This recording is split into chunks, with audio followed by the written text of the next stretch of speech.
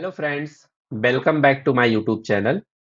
जैसा कि आप लोगों ने थंबनेल में देखा होगा कि हम आज से एक्सेल ट्यूटोरियल स्टार्ट कर रहे हैं। अगर आपको एक्सेल में एक भी नॉलेज नहीं है कि उसमें डेटा कैसे बनाया जाता है, फॉर्मूला कैसे अप्लाई किया जाता है, तो छोटी-छोटी बेसिक चीज़ों को लेकर हम यहाँ पे आगे बढ़ेंगे। तो आप इसके लिए तो बेफ़िक्र हो जाइए कि आपको एक्सेल में चीज़ें नहीं आती हैं या आप नहीं कर पाएँगे। आप कॉपी पेन उठाइए, मेरे साथ नोट्स बनाइए और मैं जो-जो चीज़ों को बताता चल रहा हूँ, उसको आप प्रैक्टिकली करके देखते चलिए। तो आज के इस वीडियो में हम स्टार्ट करेंगे माइक्रोसॉफ्ट एक्सेल कैसे स्टार्ट करते हैं।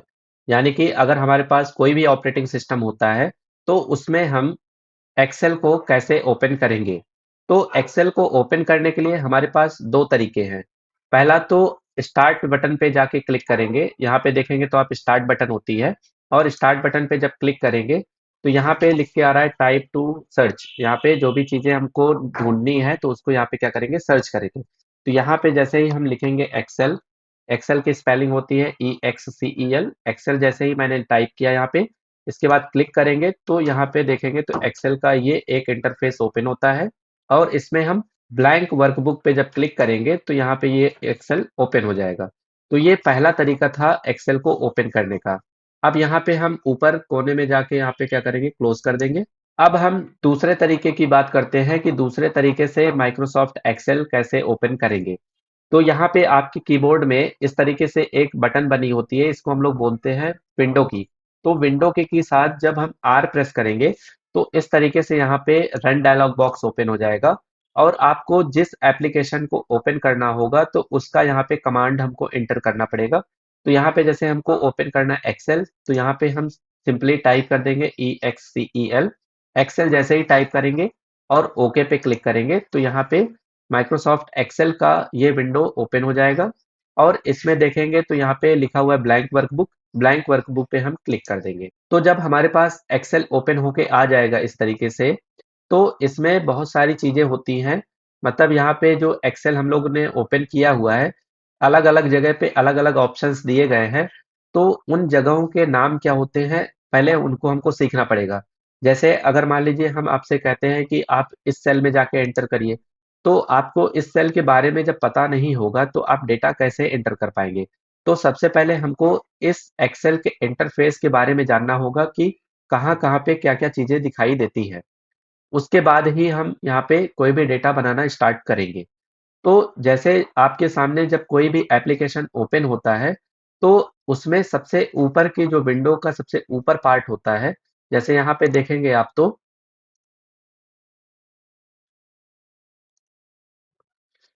विंडो का सबसे ऊपरी वाला हिस्सा जो यहाँ पे आपको दिखाई दे रहा है, इसको हम लोग बोलते हैं टाइटल बार। तो टाइटल बार में कुछ यहाँ पे कस्टमाइज़्ड बटन्स दिखाई दे रहे हैं और इन कस्टमाइज़्ड बटन से जैसे हम यहाँ पे सेव कर सकते हैं, अंडू कर सकते हैं, रीडू कर सकते हैं और यहाँ पे देखेंगे तो एक यहाँ पे लिखा हुआ है बुक 1 एक्सेल।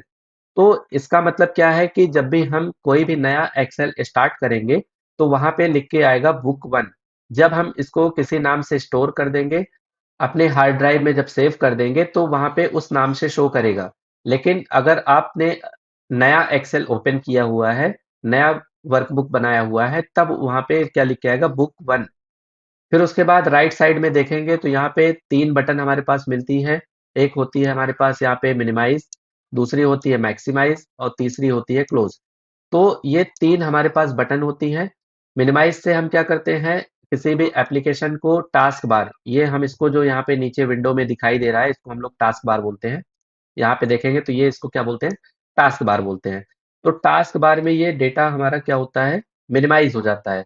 मतलब जो हमने एप्लीकेशन ओपन किया हुआ है, वो डेटा हमारा क्या होगा, यहाँ पे कुछ टाइम के लिए यहाँ पे मिनिमाइज़ हो जाएगा। जैसे यहाँ पे देखिए तो हम यहाँ पे जैसे मिनिमाइज़ बटन पे क्लिक कर रहे हैं, तो मिनिमाइज़ जैसे ही मैंने किया तो यहाँ पे आके ये टास्क बार में स्टोर हो गया है। फिर जैसे ही हम यहाँ पे क्लिक करेंगे, तो ये रीस्टोर हो जाएगा मतलब हमारा डेटा जैसे पुराना ओपन होके दिखाई दे रहा था, तो उसी तरीके से दिखाई देगा। उसके बाद जो दूसरा ऑप्शन दिया गया है, यहाँ पे रीस्टोर डाउन, तो अभी देखेंगे तो ये पूरे के पूरे जो एक्सेल एप्लीकेशन ओपन हुई है, वो हमारा पूरा फुल स्क्रीन पे दिखाई दे रहा है। अगर हम चाहते हैं कि छोटे स्क्रीन में कुछ आधा काम हम एक्सेल का कर लें या कुछ आधा काम दूसरे एप्लीकेशन का कर लें, तब यहाँ पे हम करते हैं रिस्टोर डाउन।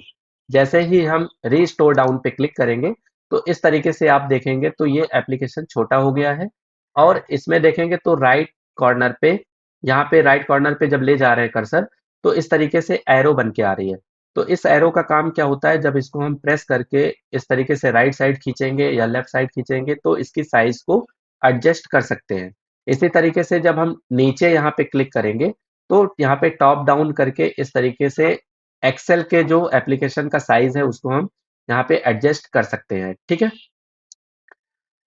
तो यहाँ पे जब मैंने देखा तो अभी यहाँ पे लिख के आ रहा है मैक्सिमाइज, और जब हम इसको मैक्सिमाइज कर देंगे तो ये फुल स्क्रीन पे दिखाई देने लगेगा। और जो तीसरा ऑप्शन है वो है क्लोज का। तो क्लोज ऑप्शन हम तब चूज करते हैं जब हमको अपने एक्सेल विंडो को क्लोज करना होता है, यानी कि बंद करना होता है। तो हम जैसे ही एक्सेल के क्लोज विंडो पे क्लिक करेंगे, तो यहाँ पे एक्सेल हमारा क्या हो जाएगा, क्लोज हो जाएगा। तो इस तरीके से यहाँ पे जो ये मैंने अभी यहाँ पे हाईलाइट किया हुआ है, तो इस पूरे को हम लोग टाइटल बार बोलते हैं। टाइटल बार में क्या क्या चीजें दिखाई देती हैं ये मैंने आपको बता दिया हुआ है। तो आप ऐसे एक्सेल का जो इंटरफेस है अपने कॉपी में बना लीजिए, या अपने दिमाग में सेट कर लीजिए कि टाइटल बार में यहाँ पे फाइल का नाम दिखाई देता है, और राइट साइड में यहाँ पे मिनिमाइज, मैक्सिमाइज और क्लोज बटन होती है, और जिनका यूज हम लोगों ने करके देख लिया हुआ है। फिर उसके नीचे यहाँ पे जब आएंगे, फिर टाइटल बार के जैसे ही नीचे आते हैं तो यहाँ पे हमको टैब दिखाई देते हैं। यहाँ पे देखेंगे तो ये टैब दिखाई दे रहे हैं। तो यहाँ पे जो टैब दिखाई दे रहा है, तो उन टैब पे जब हम क्लिक करते हैं तो उससे रिलेटेड यहाँ पे ये सारे के सारे ऑप्शन हमको यहाँ पे दिखाई देते हैं। तो ये जो टैब दिया गया है, तो जिस भी टैब पे हम क्लिक करेंगे, जैसे यहाँ पे अभी डिफ़ॉल्ट में होम टैब पे क्लिक है, तो होम टैब के ये सारे के सारे ऑप्शंस यहाँ पे दिखाई दे रहे हैं। अगर हम इंसर्ट बटन पे क्लिक करते हैं, तो इंसर्ट वाले ऑप्शन सारे के सारे यहाँ पे दिखाई दे रहे हैं। पेज लेआउट पे जब हम क्लिक करेंगे, तो पेज लेआउट के सारे ऑप्शंस दिखाई दे रहे हैं। तो इसका मतलब है कि जो भी यहाँ पे हमारे टैब्स बने हुए हैं, अगर हम उस पे क्लिक करते हैं तो उसके नीचे यहाँ पे सारे के सारे ऑप्शंस हमको यहाँ पे दिखाई देंगे। और इन सारे ऑप्शंस का क्या यूज़ होता है वो हम आने वाले वीडियोज़ में एक-एक करके सीखेंगे। अब जब मैंने टैब के ऑप्शंस को देख लिए, यहाँ पे ये टैब होता है, तो टैब के अंदर ऑप्शन दिखाई देते हैं। जब हम टैब के नीचे वाले सेक्शन में आएँगे, तो यहाँ पे देखेंगे तो आप इस एरिया को हम लोग बोलते हैं फ़ॉर्मूला बार। इसको क्या बोलते हैं?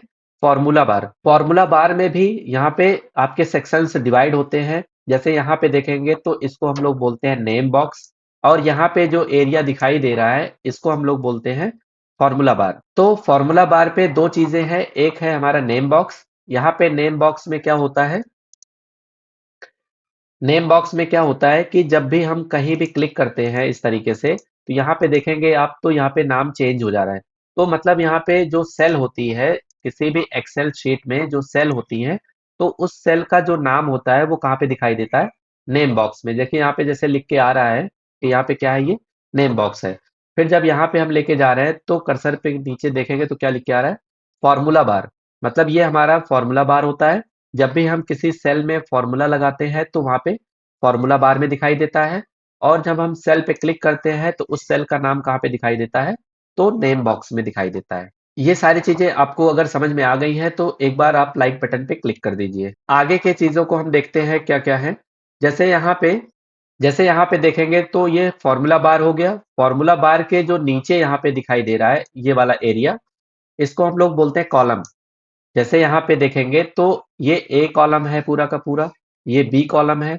जो कॉलम होता है वो वर्टिकल फॉर्म में होता है। मतलब यहाँ पे जैसे अगर हम सी कॉलम की बात कर रहे हैं तो ये पूरा हमारा क्या है, सी कॉलम है।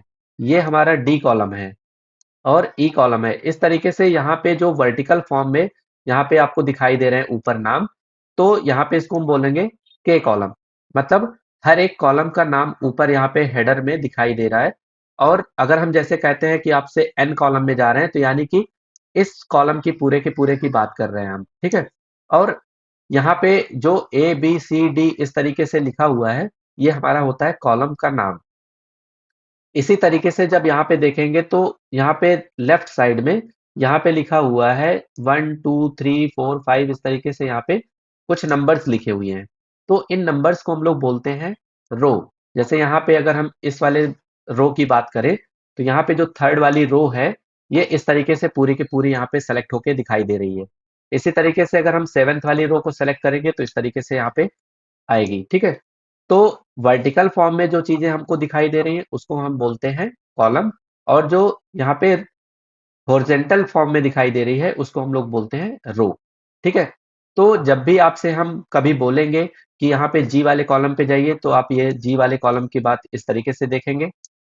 अगर हम कहते हैं कि 11th वाली रो पे जाइए, तो 11th वाली रो का मतलब इस तरीके से आप डेटा देखेंगे। तो ये बेसिक चीज़ें आपको जानना बहुत ज़रूरी है, क्योंकि जैसे-जैसे हम धीरे-धीरे आगे बढ़ेंगे, तो यहाँ पे आपको ये चीज़ों के बारे में जानना ज़रूरी होता है, ठीक है? फिर इसके नीचे जब हम आते हैं, तो यहाँ पे जहाँ पे शीट आपकी दिखाई दे रही है, तो इस शीट में देखेंगे तो यहाँ पे लिखा हुआ है शीट 1, और इसको हम लोग बोलते हैं वर्कशीट। जो यहाँ पे शीट 1 लिखा है, इसको हम लोग क्या बोलते हैं? वर्कशीट। मतलब जिस शीट पे हम लोग काम करते हैं, उसको बोलते हैं वर्कशीट। और इसके नीचे देखेंगे तो वर्कशीट के नीचे, तो यहाँ पे इसको हम लोग बोलते हैं स्टेटस बार। इसको स्टेटस बार इसलिए बोला जाता है, क्योंकि जो भी हम काम यहाँ पे करेंगे, तो कुछ डेटा यहाँ पे भी स्टेटस बार पे भी दिखाई देते हैं। तो स्टेटस बार पे भी हम आगे आने वाले वीडियोस में देखेंगे कि क्या-क्या चीज़ें दिखाई देती हैं। तो ये पूरा का पूरा हमारा एक्सेल का इंटरफ़ेस था कि कहाँ-कहाँ पे चीज़ें क्या-क्या होती हैं, ठीक है? तो आइए एक बार हम रिकैप कर लेते हैं। जैसे मैंने यहाँ पे बताया कि जब भी कोई भी एप्लीकेशन आप स्टार्ट करेंगे, तो सबसे ऊपर वाले एरिया को बोलते हैं हम लोग यहाँ पे टाइटल बार। टाइटल बार पे 3 चीज़ें होती हैं, मिनिमाइज़, मैक्सिमाइज़, क्लोज़, और उसके बाद यहाँ पे नीचे टैब दिखाई देते हैं।